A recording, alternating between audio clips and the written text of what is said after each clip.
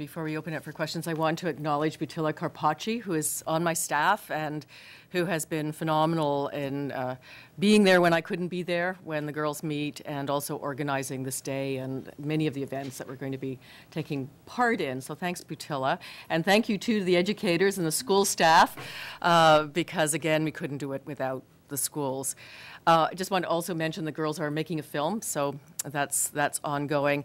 And the other aspect, which is that this program is completely and utterly nonpartisan. I happen to be a member of the New Democratic Party, but we're meeting with 2 Liberals today, the Housing Minister and Steve Peters, and we're going to be meeting with the Conservative in Ottawa. So all parties are involved in really demonstrating to the girls what it is to be in political life. Questions? Does one become a member of girls' government?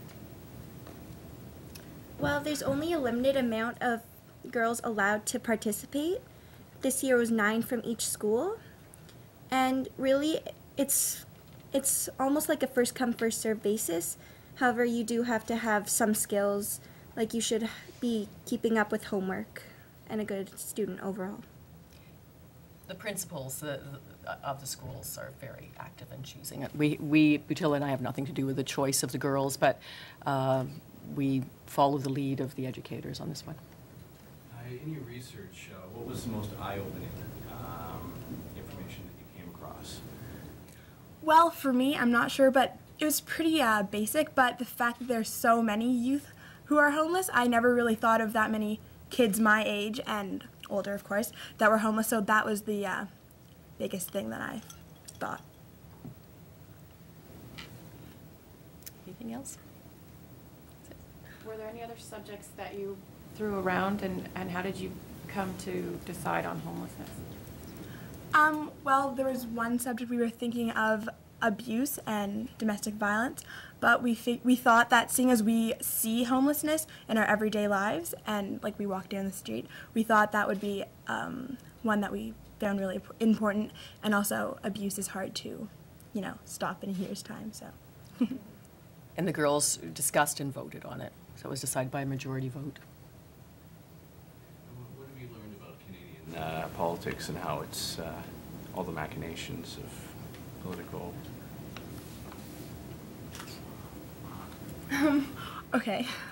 Well, we learned, well, Cheri has told us a lot of just the process and about how there's a lot of voting, and that's what we've been learning. They're just kind of starting to see, they're coming to Queen's Park today, they'll witness question period, they talk to the speaker, and then when we go to Ottawa, they'll again witness question period there and speak to a cabinet minister, and of course they've met with me. So I think it's an ongoing situation that the girls are involved in. So they're early on and actually witnessing the halls, the corridors of power, but certainly they've been immersed in their topic until this point. What aspect? Sorry. I was just going to add that even at our meetings, we try to go through a lot of the processes that are similar in politics. So if there's any issue, girls have to actually stand up and defend their stand, and there's always a voting system before any decision is made. So a lot of the work that is actually done at the meetings reflect the political system. Is there any aspect in particular of politics that you know of so far that really intrigues you? Well, we've been focusing on all politics in general, just as Cheri mentioned, but we're really trying to focus on what can help to stop homelessness. So we're actually trying to get a bill started. Are you guys optimistic that this will help get your peers into politics and make a change? Yeah, I think we are, because seeing as we're raising awareness and educating people, even after this year is done and we all graduate and go to high school, people in our schools and not even in our schools, everywhere, will still know about this topic. So I think, yeah, we're pretty optimistic, sorry. And again, the longitudinal aspect of this experiment, if you will, is the closed Facebook group. The girls from last year's program and this year's program will be communicating with each other, and Butilla is in a sense, the sort of Facebook mistress of that. And so we're hoping longitudinally, as we follow the girls through their adventures in high school and university, that some of these girls end up as members of provincial parliament or members of parliament or even premier or prime minister one day. Do any of you know at this point, do you think you'll pursue that? Do you think you'll want to go into politics?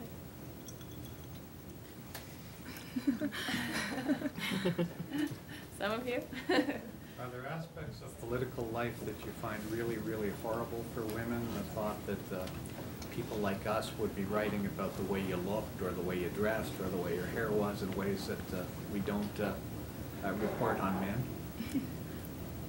Yeah, I suppose, because it was actually really kind of shocking to realize how few women are involved in Parliament to this day still.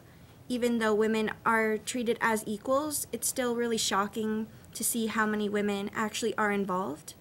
But the number is going up, so I think that's mainly why we started the Girls' Government, to try to raise more awareness of how women can be just as powerful, we can do just as well. Do your colleagues at school find your interest in politics a little weird at this point? Well, they're kind of a little shocked. I suppose some find it a little weird how we're going to a press conference and everything, thinking that we're just children and we should be having fun. But I think they understand that we're just trying to bring up awareness. Well, you're really marvelous, and Ms. DiNovo should find a riding for you guys to run it. Thanks, Jim.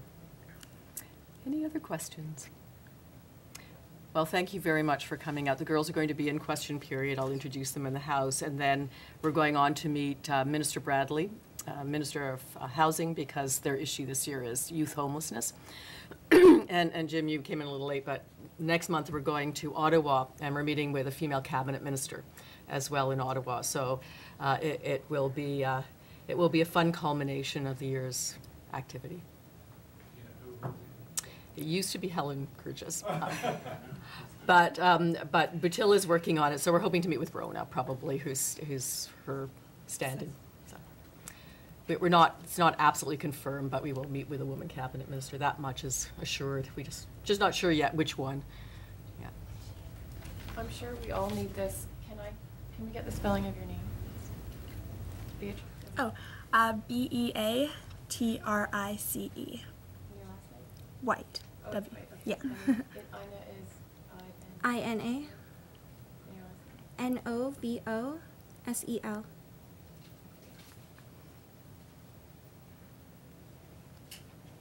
Okay, thank you. Thank you very much. Thank you, ladies. Let's hear it.